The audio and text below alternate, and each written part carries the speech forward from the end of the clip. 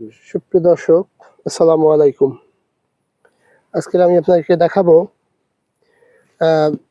লাউ গাছের সার প্রয়োগ এবং বর্ষাকালে অনেক সময় সার প্রয়োগ করার ফলে বৃষ্টির পানি পড়ে একেবারে কিন্তু চারিপাশ সমান হয়ে যায় এবং সার ধুয়ে যায়।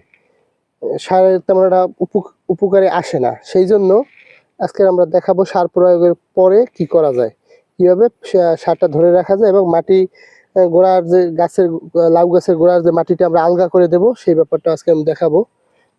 দর্শক চলুন দেখতে থাকি আমরা এই সার প্রয়োগ করতেছি। আমরা সারটা নিয়েছি ঢ্যাপ সার, এই যে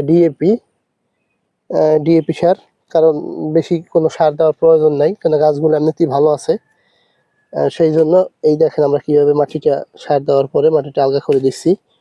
মাটিটা একবার কিন্তু আলগা করা ছিল, তারপর কিন্তু আবার এই বর্ষাকাল, যেহেতু বর্ষাকালে লাউ গাছ বারবার গোড়ায় আপনাকে মাটিটা আলগা করে দিতে হয়, যাতে সারের গাছের শিকড়গুলো যেন সুন্দরভাবে ছড়িয়ে যেতে পারে। সেই জন্য কিন্তু আমরা আজকের দেখতে পাচ্ছেন দর্শক, আমরা সুন্দরভাবে গাছের গোড়াটা আলগা করে দিলাম। এরপরে মাটিটা অনেক শক্ত হয়ে গেছিল, যাতে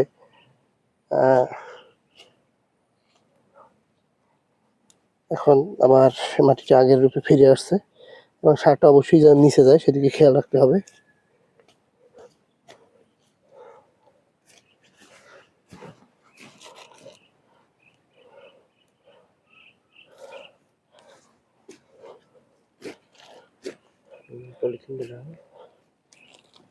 দর্শক, এইবার দেখাবো আমি গাছটা, যাতে এই যে গাছটা কিন্তু আমার পলিথিনটা গোল করে কাটিয়ে নিছি।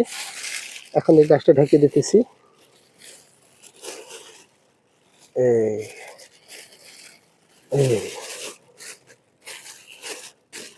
যাতে গাছের গোড়ায় পানি পড়ে আবার যেন মাটিটা সমান না হয়ে যায়, সেই জন্য কিন্তু আমরা এইভাবে একটা পদক্ষেপ নিয়েছি।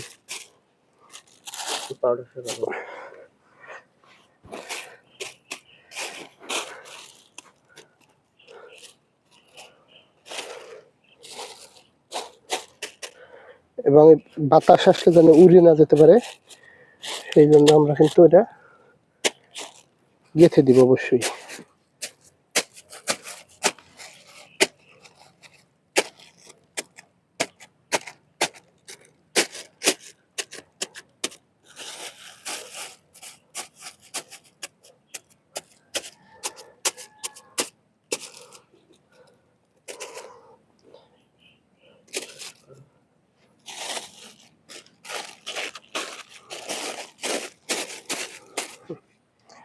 ওকে বন্ধুরা, আজকের আমাদের ভিডিও এখানেই সমাপ্ত করলাম। ভালো থাকবেন, আবার নতুন কোনো ভিডিওতে দেখা হবে।